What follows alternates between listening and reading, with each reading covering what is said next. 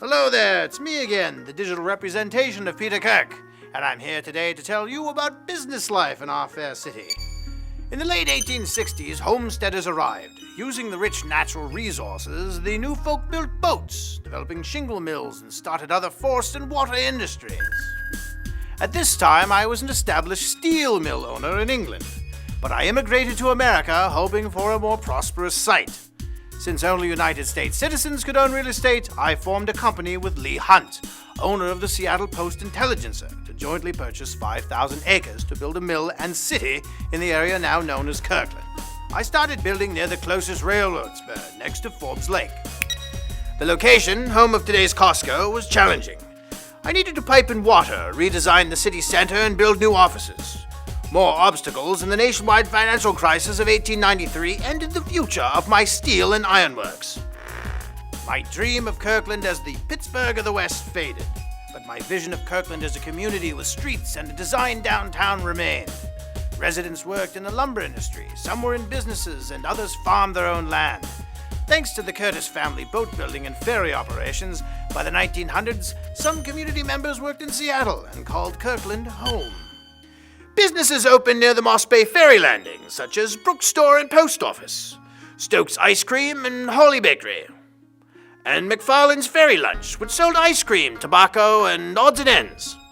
These businesses catered to locals and travelers who passed through Kirkland to reach Seattle.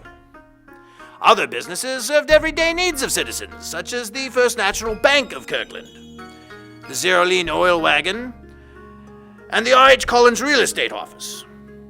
When the global flu epidemic waned, a price war emerged between the first undertaker in town, E.L. Sessions, and those who opened later, but the average Joe continued to use Sessions. By the early 1920s, Hopkins Nursery sold flowers, and Exon Hardware and Plumbing offered its services to residents. The Matson Woolen Mill, the first woolen mill in the state, provided blankets, socks, and other goods for gold rush prospectors.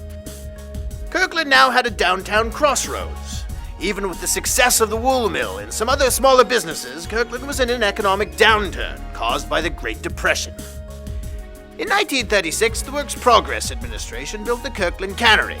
The cannery later provided relief by allowing citizens to process their own vegetables and fruit, so long as a third of the canned goods were donated to state institutions and needy citizens. By the late 1940s, the rural community emerged as a young city. Boosters marketed the city with posters. Standard Oil operated near what is now Houghton Beach Park. In 1947, the previous Kirkland City Hall, now the site of Blockbuster Video, was dedicated. Annexations and the new bridge across the lake stimulated the growth in Kirkland. New residents and young adults buying first homes on the GI Bill provided customers for Kirkland hardware. With a second bridge across Lake Washington and construction of I-45 in the 1960s, Kirkland became a thriving city.